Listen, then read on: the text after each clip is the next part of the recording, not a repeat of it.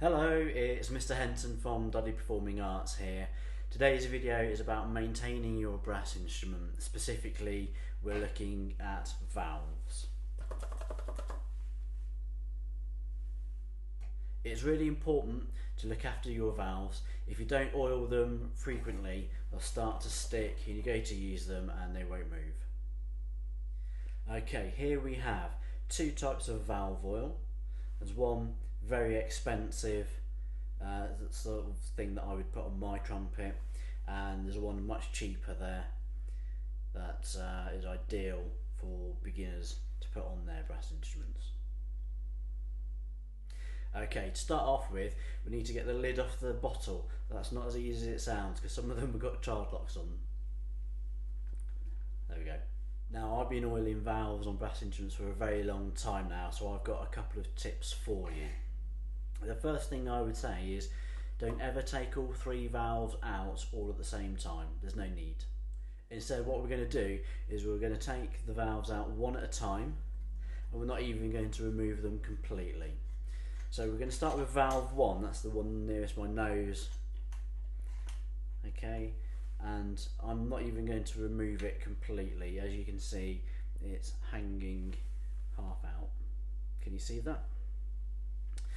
What I'm going to do is take the valve oil and I'm going to apply it to the cylindrical surface, and you can use quite a bit.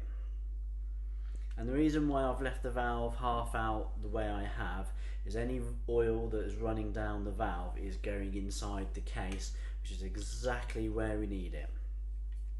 I'm now going to spin that valve inside the case and move up and down, and that's going to work the oil around. Okay, so here's my second top tip. If that valve goes in the wrong way around, air won't pass through the instrument. So to make sure that we put that valve in the right way, we're just going to blow air through it. So put the valve in and blow air. And as you can hear and see, there's no air passing through the instrument. So I'm going to keep blowing, I'm going to spin the valve until the air is released, then I know it's facing the right way. And there you go. Now we're going to screw it back down into place, and we're going to wiggle it up and down, and that feels pretty good. Okay, so we've oiled one valve. You can now repeat that process with the other two valves, or on individual valves, whichever you prefer. So here we go, maybe on a bit fast forwards.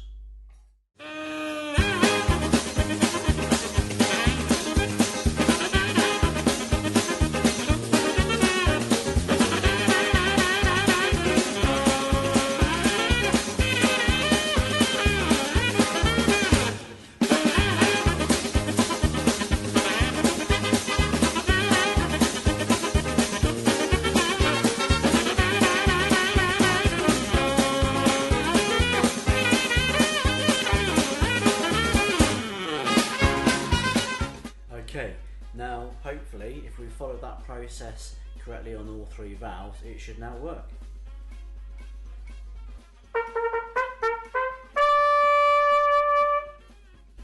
See you next time. Bye.